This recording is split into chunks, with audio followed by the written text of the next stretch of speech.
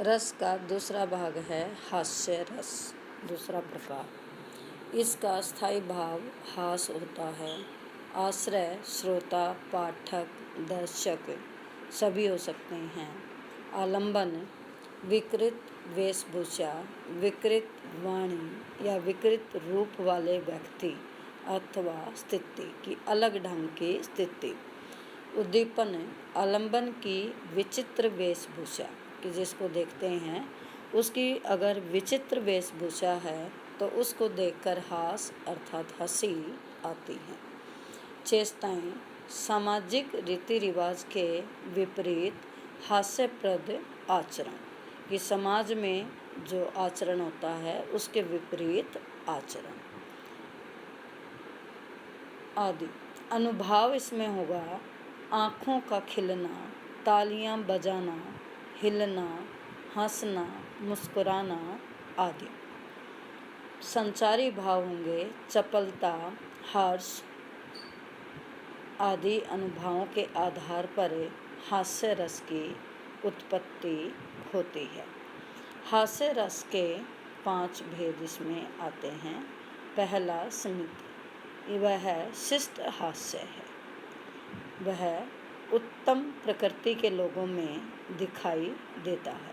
प्राय व्यंग्य प्रधान रचनाओं के माध्यम से यह हास्य उभरता है। दूसरा आता है हसित, अर्थात स्मृति क्रियाओं के साथ हंसने वालों के दांत भी कुछ सीमा तक बाहर दिखाई देते हैं, अर्थात हंसते हंसते लोटपोट होना।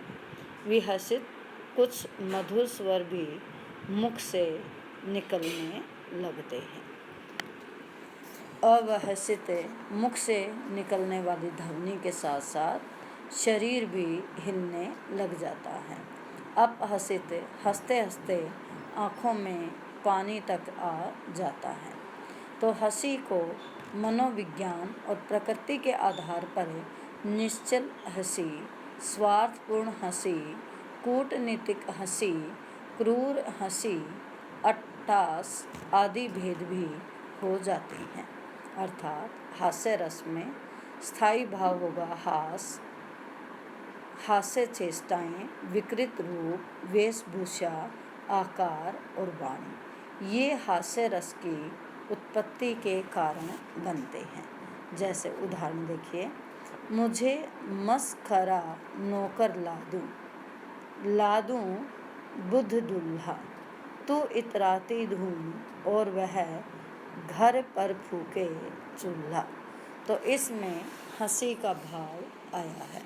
तो जहाँ भी हंसी का भाव आए, अर्थात हास्य रस में हंसी का भाव आएगा और विकृत रूप या वेशभूषा का वर्णन होगा, वहाँ हास्य रस की उत्पत्ति होती है।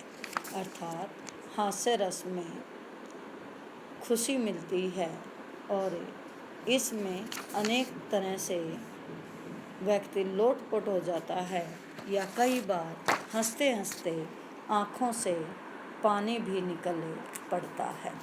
अर्थात हास्य रस में एक अलौकिक खुशी होती है।